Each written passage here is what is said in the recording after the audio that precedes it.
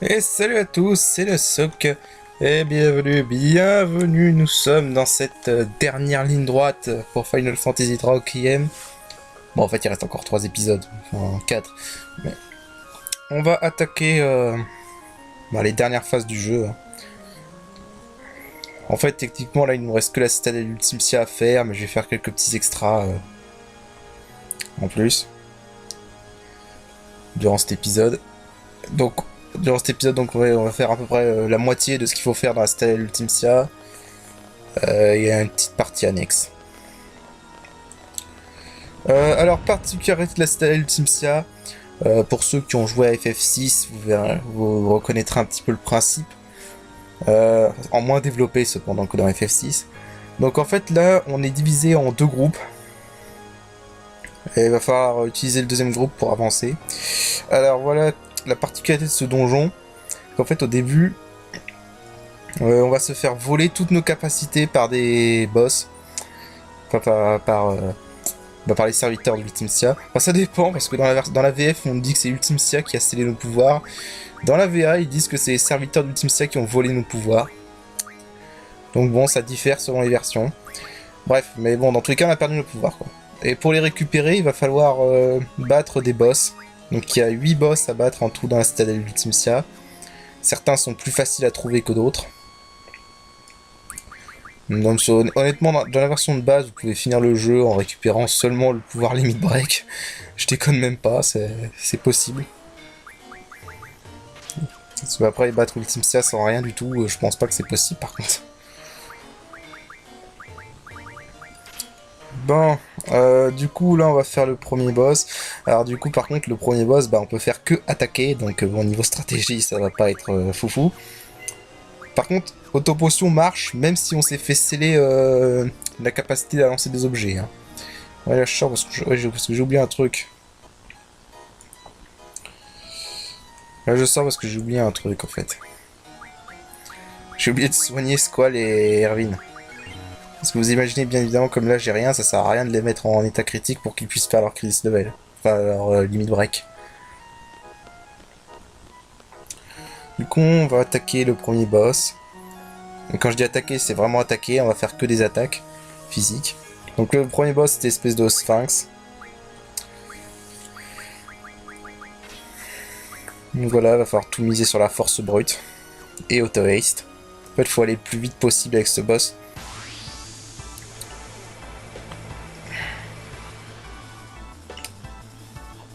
Parce qu'en fait, dans la version de base on s'en fout parce qu'il est pas dur mais... en fait là on veut le tuer le plus vite possible. Parce que sinon il va commencer à faire des météores 2 et donc quand on peut pas se soigner, météore 2 ça risque d'être un peu brutal. Enfin on peut se soigner via autopotion, hein, puisque comme je l'ai dit, autopotion marche même si on n'a pas récupéré la compétence objet. Donc aussi la def, donc évidemment 100% d'immunité à def ou reflect, comme c'est le cas pour Kistis ici, obligatoire.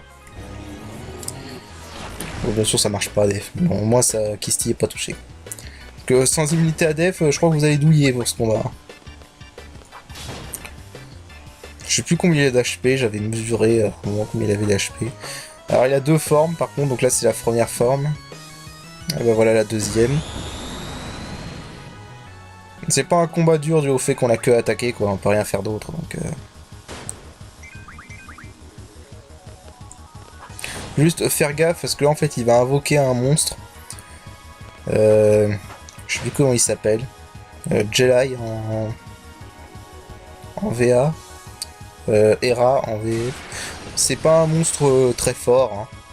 Par contre, du coup, comme en fait, le problème c'est que il arrive, voilà, il est prioritaire sur le boss. Du coup, il faut bien faire, même avec l'option Turbo Fire qu'on a dans les combats de Final Fantasy VIII, faut faire gaffe parce que sinon la première cible ça va être toujours le Jedi. Donc bon, on veut pas toucher le Jedi. Surtout qu'en plus, si on tue le Jedi, après il va invoquer un Weevil et les Weevils sont beaucoup plus dangereux. Oui aussi il peut faire châtiment. Bon, ça va, châtiment c'est 40 secondes. On a de la marge. 40 secondes en mode wait, on a de la marge. Marge. Ouais, là j'ai attaqué par erreur. Et d'ailleurs c'est dommage parce que putain un coup critique sur le Sphinx Sarah ça aurait été cool. Voilà il est mort. Dès que vous voyez que le monstre il a disparu, il est mort. Donc voilà. Faut juste aller vite. Parce que sinon il va se mettre à lancer des météores d'eux et tout ça et on n'a pas envie que ça arrive. Et bon. C'est pas un combat super intéressant. Les autres boss vont être un peu plus techniques.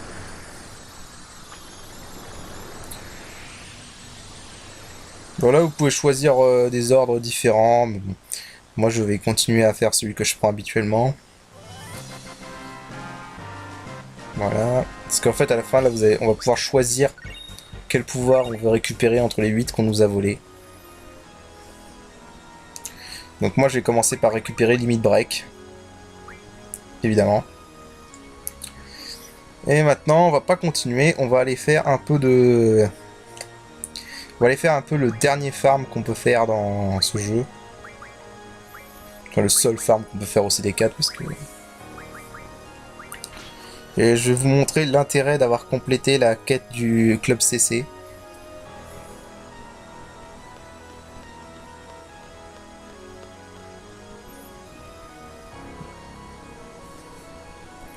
Là on va sortir de la citadelle. Et on va retourner sur la world map. Problème est... Alors... Chacun de ces portails peut nous téléporter sur la world map. Petit problème, on est limité. On est très limité du fait qu'en fait on n'a pas notre vaisseau sur aucun de ces des zones où nous endroits ces 3 portails. Et on est sur des zones fermées.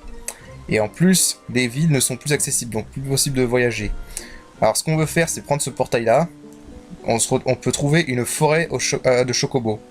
C'est le seul portail qui permet d'atteindre une forêt de chocobo. Là, c'est le seul moyen d'aller à cet endroit. À part capturer un chocobo. Alors, vous avez un chocobo comme ça. Direct. Voilà, comme ça, les chocobos ont fait une apparence dans Final Fantasy, dans ce let's play. Parce que sinon, à part ça, les chocobos, ils sont pas très utiles dans Final Fantasy 8. Hein. C'est leur seule utilité, on va dire. Voilà, donc maintenant, on va faire un long trajet. Voilà, passage, mon level de seed qui aura jamais cessé de jongler entre level 30 et A. Mais bon, de toute façon, je m'en fous à ce stade de l'argent.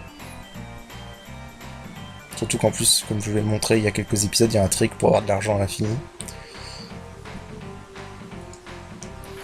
Je crois que je vais faire un cut à un moment parce que je retrouvais plus la sortie. J'aime pas cette zone parce qu'en fait cette zone est ultra confuse, il y a que de la forêt et en plus la caméra durant les forêts c'est pas terrible. Là c'est bon, j'ai trouvé une plage. C'est bon. Alors particularité du chocobo en FF8 c'est qu'en fait ils peuvent marcher sur les... Enfin courir sur les... dans des endroits peu profonds. Donc en fait c'est les endroits bleu clair dans l'eau. Vous voyez qu'à gauche c'est bleu foncé, là à droite c'est bleu clair. Dans les endroits où c'est bleu clair, vous pouvez marcher dessus. C'est comme dans FF9. Ou FF7, sauf que dans FF7 c'est beaucoup plus visible. Donc voilà, donc vous voulez aller par là. Voilà, longer, c'est passer par la droite pour cette île, pas par la gauche comme je l'ai fait là, c'était une erreur parce qu'en fait là on est bloqué. Voilà, on est bloqué là. Voilà. Ça c'est le seul moyen de récupérer notre vaisseau. Hein. En fait, oui, le but c'est de récupérer notre vaisseau.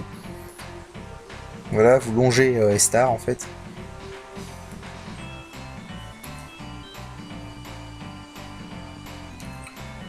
Longez Estar. Continuer. Voilà. C'est vraiment la seule utilité des chocobos, hein. Récupérer le vaisseau au CD4. À part ça, ils n'ont pas d'utilité les chocobos dans ce FF. Contrairement à FF7 ou 9 où ils sont super importants. Surtout dans le 9 si vous voulez faire un low level challenge. Enfin, un level 1 challenge même. Voilà, donc on va là on longe le désert. En fait notre vaisseau il est dans le désert. Allez savoir pourquoi. Là c'est l'île des Pampas. Au passage vous n'avez plus accès à la BGU. Hein. La BGU elle a tout bonnement disparu de la map. Alors, donc vous allez là. Vous passez par ces montagnes.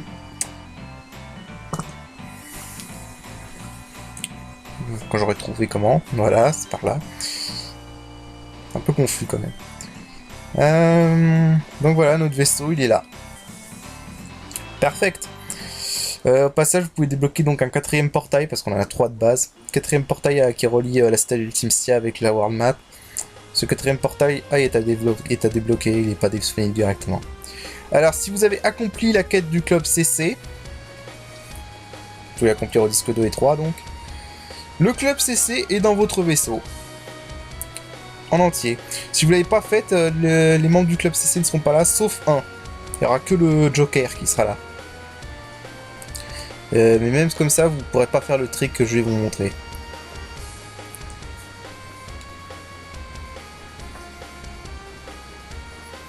Voilà, blablabla, blablabla, blablabla, blablabla. Voilà. Ce sont les seuls PNJ qu'on peut parler dans le CD4, hein. Il n'y en aura pas d'autres. Donc en fait, ce qui se passe là, donc, tous les membres du club CC sont ici. Vous pouvez les défier aux cartes, évidemment. Alors, je vais essayer de vous montrer. Ah, par contre, je me suis fait troller par les règles des cartes. Parce qu'en fait, je suis tombé sur les règles random. En fait, je suis tombé sur toutes les règles. Et j'ai essayé, mais impossible de me débarrasser de la règle random. Juste impossible.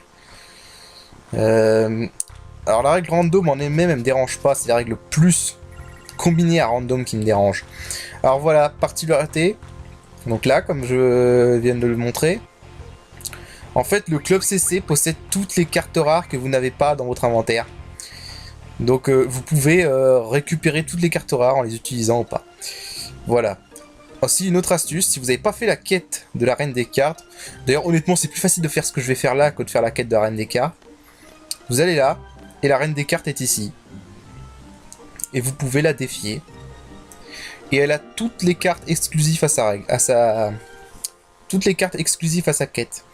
Et d'ailleurs, si vous perdez les cartes exclusives à sa quête, vous pouvez les regagner contre elle. Mais bon, une fois que vous les avez gagnées au moins une fois, il n'y a pas la règle open, donc ça me fait un peu chier. Mais tant que vous les avez gagnées au moins une fois, les membres du club CC peuvent également avoir les cartes de la reine des cartes si vous les avez perdues ou transformées. Voilà, donc la première, elle train. Enfin, ça, j'avais dit que la carte Linois et la carte EDA étaient les seuls à avoir 2 As, bah du coup je retire. Parce que au Doom Train aussi il y a 2 As. Alors par contre ça me fait chier parce que j'ai un jeu de merde.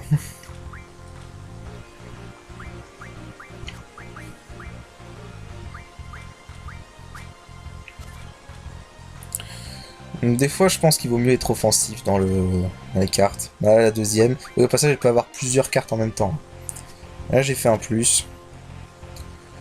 Phoenix aussi est une bonne carte. Voilà, par contre je crois que ça va se solder par un match nul là.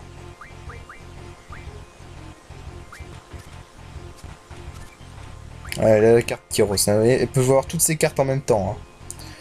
Là, par contre, du coup, c'est à la mort subite. Là, Phoenix, Doomtrain, Kyros, Gros Chocobo.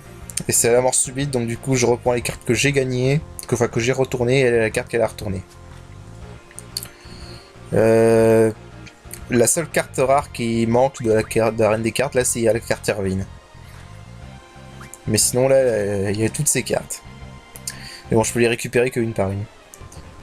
Doomtrain la carte Doomtrain est cheatée dans un coin. Et là, ce qui me fait chier, c'est qu'elle a règle plus. Et en plus, je vois pas ses cartes, donc je suis obligé quasiment de save state à chaque fois.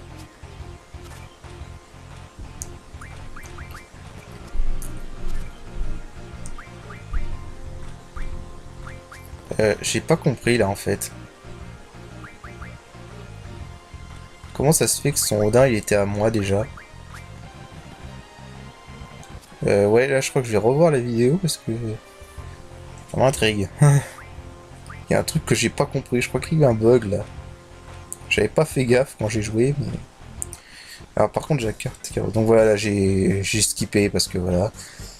Du coup, voilà, je peux choisir entre les 4 cartes. Bon, juste la carte Irvine. Moi je vais récupérer Doomtrain.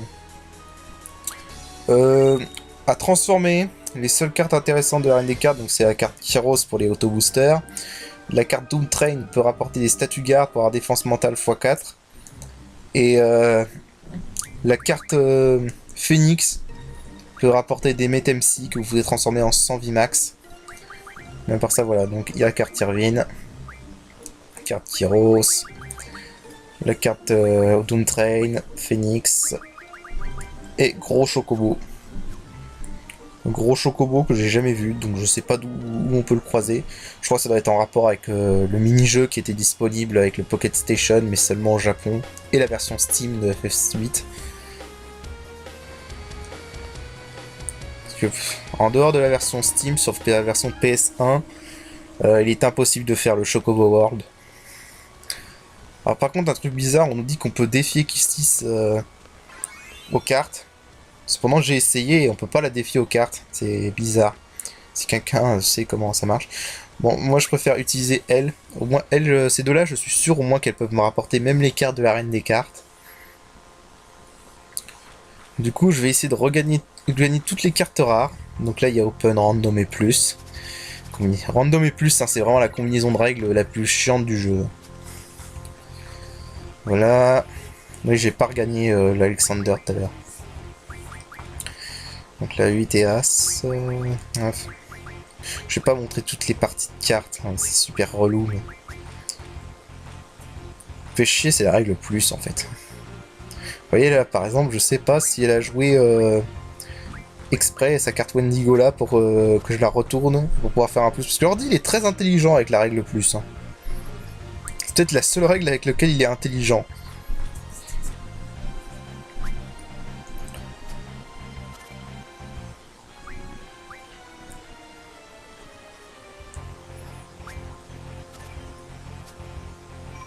Voilà, ça c'est ça. Ouais, c'est ça. C'est pour ça que je déteste la règle plus. Voilà le genre de connerie qui peut arriver en fin de partie, vous voyez.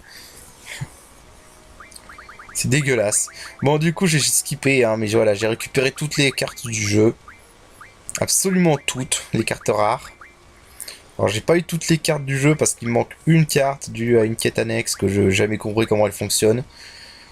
Donc, à transformer, donc, il n'y a pas vraiment de carte sauf la carte Laguna, qui rapporte 100 Heroes. Alors, Heroes, ça va m'être utile. Enfin, ça peut avoir deux utilités. Ça peut avoir les utilités en combat, mais aussi, c'est une source infinie de gil. Voilà. Vous avez juste à regagner la carte Laguna et c'est 750 000 à chaque fois que vous gagnez la carte Laguna. Pareil d'ailleurs pour la carte Bahamut, avec les 100 méga elixirs.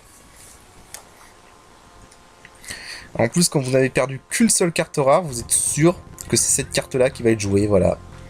Comme ça, exactement. Voilà, donc là, c'est source infinie pour tous les objets que peuvent vous rapporter les cartes rares. Mais bon, au final, les seules cartes que je vais transformer, c'est les cartes Bahamut et...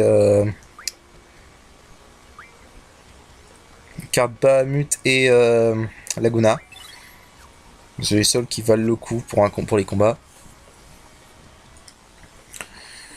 Voilà, donc au passage, je vous montre que les villes sont protégées par des barrières, comme Balan là-bas. Donc on peut pas y aller. Les seuls endroits accessibles, c'est les donjons, tels que Dipsy ou Centra. Mais à part ça, voilà. Bon, donc c'est bon, là je me suis préparé pour le prochain combat. Donc là, en fait, ce que je veux, c'est mettre... là, en fait, j'ai mon Chris level à fond pour Squall et Irvine. Parce que, évidemment, je débloquais que Limit Break dans la Style Ultimate, donc je vais utiliser que les Limit Break pour l'instant. Et donc on va pas se gêner.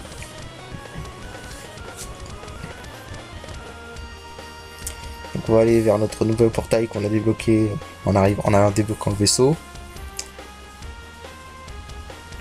Normalement le CD4 il est vachement linéaire, il n'y a rien d'intéressant à faire.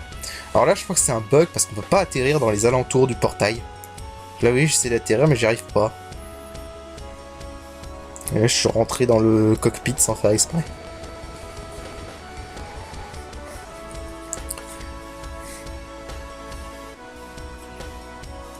Donc voilà.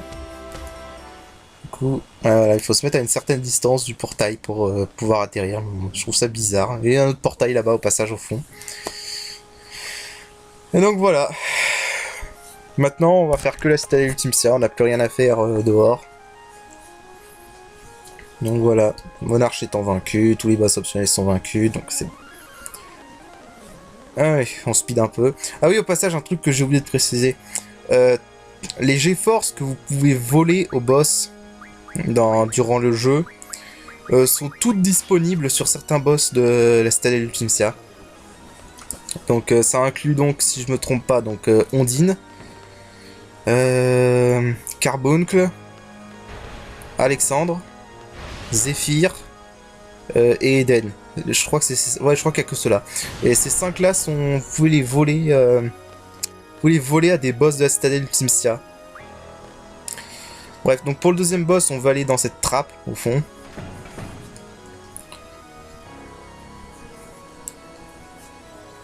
Voilà. Alors au passage là, vraiment mettez Encounter None parce qu'en fait ici vous avez une grosse probabilité de rencontrer des Xylomides. Alors là en fait je veux pas une immunité à Thunder mais je veux une grosse défense. Si possible avoir 100%, juste 100% pour prendre 0 de défense à la foudre, enfin 0 de dégâts à la foudre.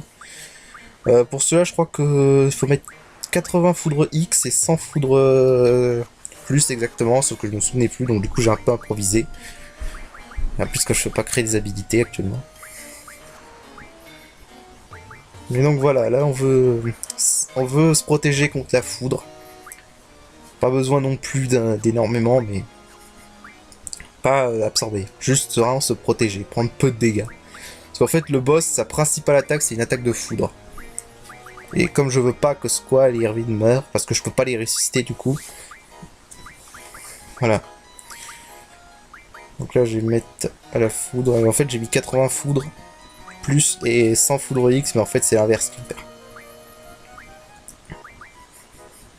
Voilà, 7% d'absorption ça va encore. Juste pas qu'ils absorbent trop pour pas que ça gâche mon Chris level. Alors j'ai mis poison, cécité et silence, donc normalement je suis tranquille au niveau du Chris level, mais voilà.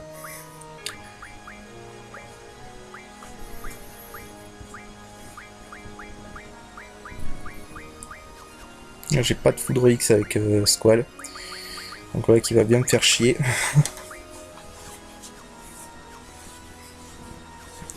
Alors c'est potentiellement... Au passage, je viens de me rendre compte que Ultimcia est peut-être une alcoolo, parce que c'est une cave à vin. J'avais jamais fait gaffe en fait. Alors c'est possible potentiellement de battre ce boss, de one-shot ce boss juste avec le limit break d'Irvine, parce qu'en fait ce boss a une particularité en fait, c'est qu'au début, il est vulnérable à tous les éléments qu'il n'utilise pas. C'est ce qu'il dit au début. Alors, en fait, c'est pas très bien expliqué. En fait, ce boss est vulnérable à tous les éléments sauf la foudre, mais seulement une fois. Donc là, je vais utiliser le Flame Shot d'Irvine. Et les balles, voilà, les Fire Arrow lui font hyper mal.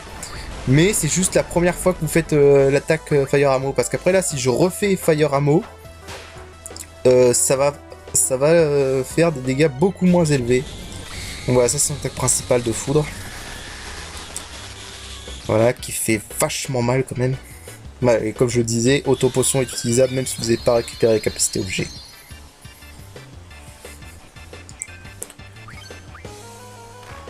Voilà, j'ai reset. J'ai reset avec la save state que j'ai fait avant parce que voilà, si il tue Irvine et Squall, faudrait attaquer avec Kistis. Ça prendra du temps, beaucoup trop de temps. J'ai pas envie de vous montrer un combat de je sais pas combien de temps, franchement. Voilà, donc là, juste bourrer. Si vous avez vraiment un Chris level élevé, vous pouvez lui faire plus de 100 000 de dégâts faciles avec la première salle de Fire Arrow. Mais faut de la chance. Là, en l'occurrence, j'ai eu un très bon Crisis level. C'est excellent, ça. Voilà, là, je l'ai one-shot. Voilà. Un peu de la chance, mais si vous faites comme ça, c'est le boss le plus facile de la citadelle. C'est pratique parce que Irvine, c'est le seul qui a un limit break élémentaire multi-coup, donc Fire Arrow. Du coup, voilà. Ça rend ce boss très très simple. Donc voilà, victoire facile. Donc là, je vais récupérer objet, si je me souviens. Voilà, c'est ça. Je pense pas que l'ordre importe énormément, mais bon. Je fais juste comme ça parce que j'ai fait comme ça la première fois et ça avait bien marché, donc bon. Je change pas une équipe qui gagne, comme on dit. Ok, donc le prochain boss... Qu'est-ce que j'étais en train de faire là? Ah oui, je vais donner une compétence auto à Squall pour le prochain boss, je sais plus laquelle. Ah non, je vais lui donner initiative parce qu'en fait il avait pas initiative, ouais. Parce que là en fait je veux attaquer très vite pour le prochain boss. Comme j'ai toujours pas la résurrection, j'ai pas envie de me faire avoir comme je viens de me faire avoir pour ce boss là. Et donc je vais donner initiative à Squall et Irvine. Pour qu'ils puissent au moins faire une fois leur limit break chacun. Alors là c'est toujours... j'ai toujours eu du mal à trouver le rap au passé. Mais en fait là je veux toujours reprendre ce lustre là-haut. Vous avez vu qu'il y avait une porte au fond. Mais là il faut utiliser la deuxième équipe pour pouvoir bloquer le lustre. Ce que je vais faire... Là, ça, je sais pas pourquoi ça bug. Normalement, il faut passer sur ce cercle. Voilà. Switch to the other party. Ok. Alors, je vais juste donner les associations d'Irvine à Zell. Enfin, à n'importe qui, ça importe peu. Juste pour avoir un counter none. Parce que comme c'est mon équipe faible, j'ai pas envie qu'il croise un monstre aléatoire. Surtout que particularité de la citadelle Ultimcia, vous pouvez rencontrer certains boss. Certains anciens boss, notamment... comment il s'appelle déjà? Oh, je sais plus. Les cyanides, voilà. Notamment les cyanides et le boss de la serre de combat au disque 1. Vous pouvez les rencontrer ici. Ils seront niveau 100 vu que je suis niveau 100. Voilà, donc là vous avez ici en fait, ça fait vous active un levier qui bloque le lustre. Donc comme ça, le lustre il va pas tomber. Là, je vais reprendre mes associations avec Irvine. Et donc on va aller attaquer le troisième boss. Troisième boss qui est pas trop dur, mais truc que j'ai oublié. Enfin, truc que j'avais un peu oublié, c'est qu'il utilise Ultima 2 avant de mourir.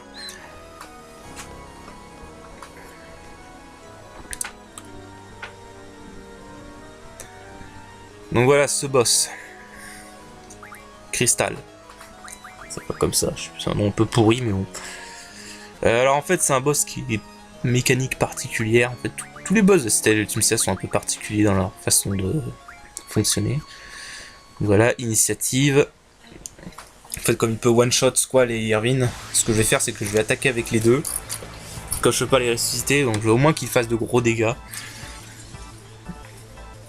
Et en fait, ce boss contre-attaque à tout ce qu'on lui envoie. Et sa contre-attaque fait très mal. Du coup, voilà. Alors, par contre, il a une grosse défense, donc les AP à mots, c'est le mieux. Les balles anti-char, c'est pas ça.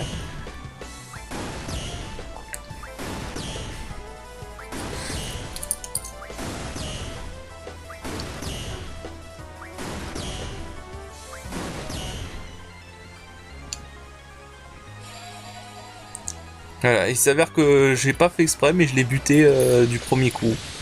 Avec les balles anti-char. C'était pas arrivé la dernière fois. Si j'avais récupéré objet, en fait, c'est parce que ce boss est quand même très vulnérable au rock Ultima. Et on en a récupéré 100 sur Monarch, donc autant les utiliser. Donc voilà, la technique, c'est s'il tue Irvine et Squall, donc Irvine et Squall n'arrivent pas à le tuer, finissez-le en lançant des rock Ultima avec Kistis. Rock Ultima lui font plus de 5000 de dégâts, donc ça c'est quand même pas trop mal. Voilà, donc maintenant je vais récupérer Résurrection. Et on va aller s'attaquer au quatrième et dernier boss de cette vidéo. On fera les 4 autres dans la prochaine vidéo. Là je récupère Résurrection, donc maintenant je peux ressusciter mes persos. Ce que je vais faire tout de suite parce qu'ils sont morts. Voilà. On met un counter none.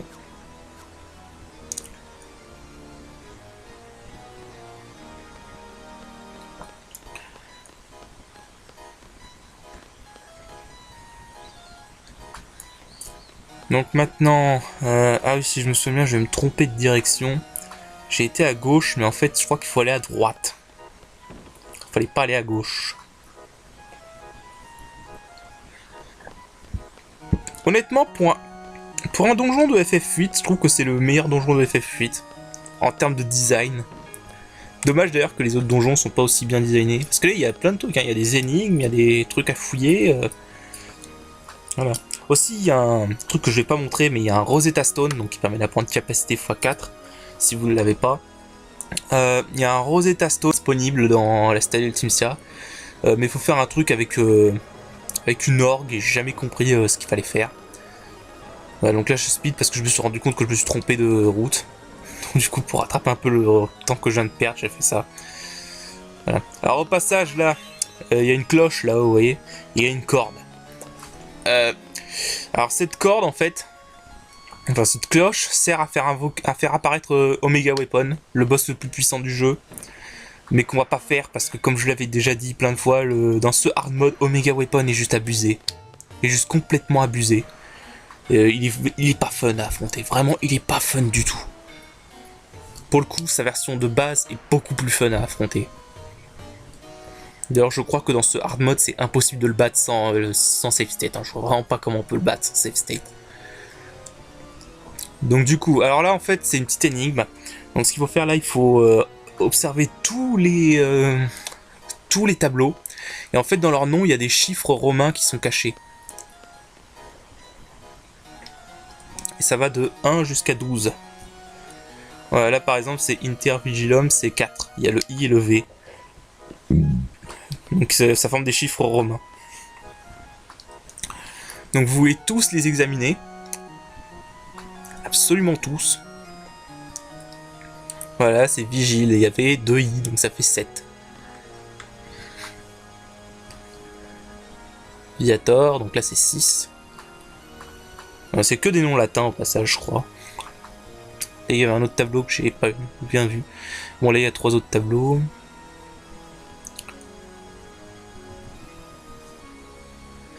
Ok. Il faut tous les analyser. Vénus, Love. Je crois que ça représente tous des... Je sais pas ce que ça représente, c'est peut-être des symboles ou je sais pas. Swordfish, l'espadon quoi. Xiphium.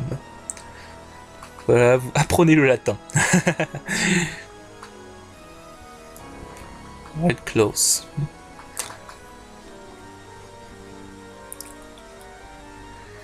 Voilà, donc là c'est le 10.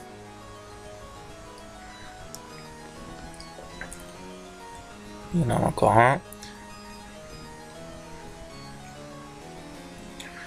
Tableau un peu lugubre pour certains quand même.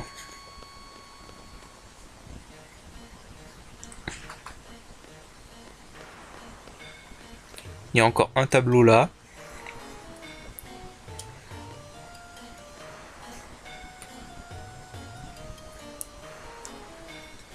Voilà.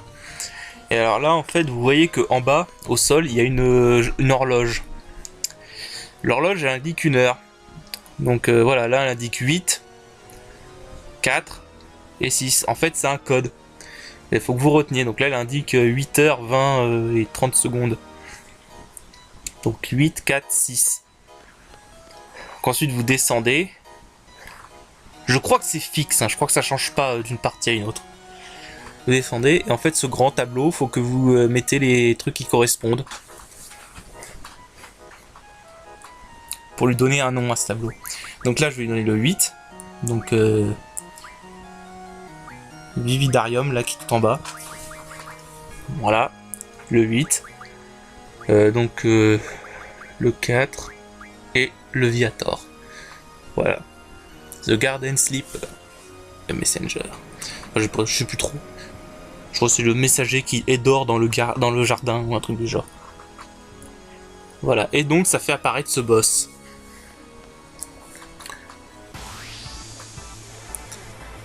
Alors un boss plus chiant que dur en fait.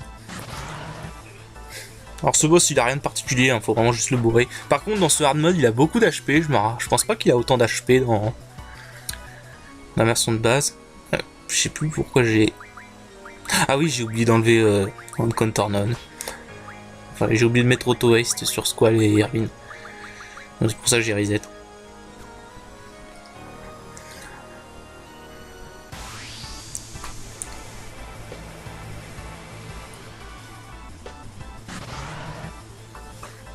Bref. Donc un boss pas trop dur. Attention, apparition inutile de Gilgamesh. Je sais pas pourquoi Gilgamesh il fait beaucoup. Alors vraiment beaucoup 2 fois Zantetsuken, même contre les boss, alors que les boss sont minimisés. Voilà, apparition inutile de Gilgamesh. Youhou! Alors je peux marrer parce qu'il a quand même coupé tout le décor, mais il arrive pas à couper le boss, quoi, c'est trop drôle. Enfin, c'est pas comme Yojimbo dans FF10, hein, ce serait trop pété s'il pouvait tuer un. Bref, donc tactique habituelle, hein, AP Amo, Ranzokuken, Christy en soutien, et puis voilà. Par contre, je suis un peu à court d'AP Amo, va falloir que j'en recrée.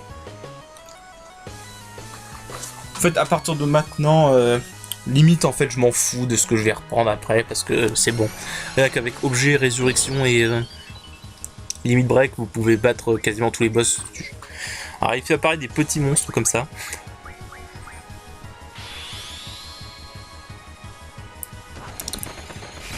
Voilà, par contre il a une bonne défense, donc ça risque de prendre un peu de temps.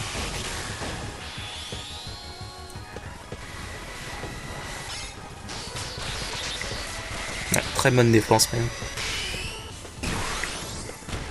C'est un boss plus chiant que dur en fait.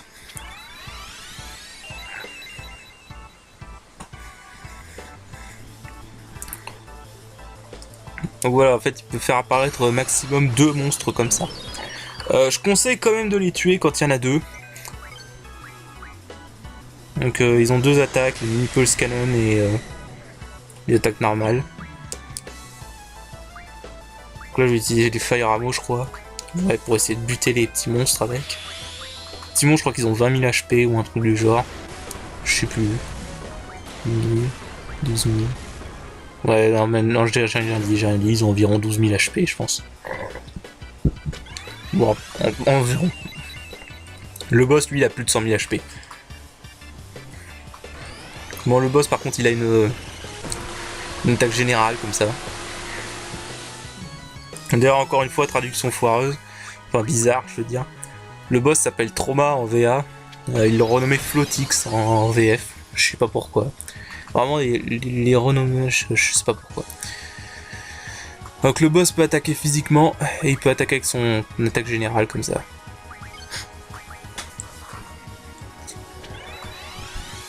Là, il n'y a rien d'autre à dire dessus. À part un petit bug marrant. Si vous arrivez à le tuer alors que... D'ailleurs, je vais vous montrer, tiens, je vais vous montrer, ça va être drôle.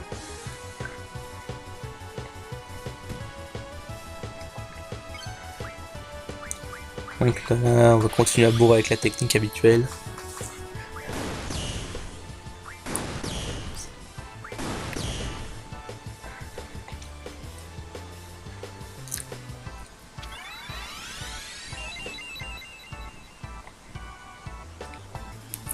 Voilà, c'est parfait quand il attaque Kistis, c'est ce que je veux. De toute façon, la auto-potion, donc elle s'en fout.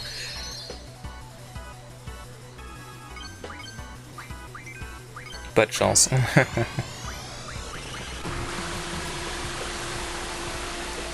C'est pas spécialement dur, c'est juste chiant quoi.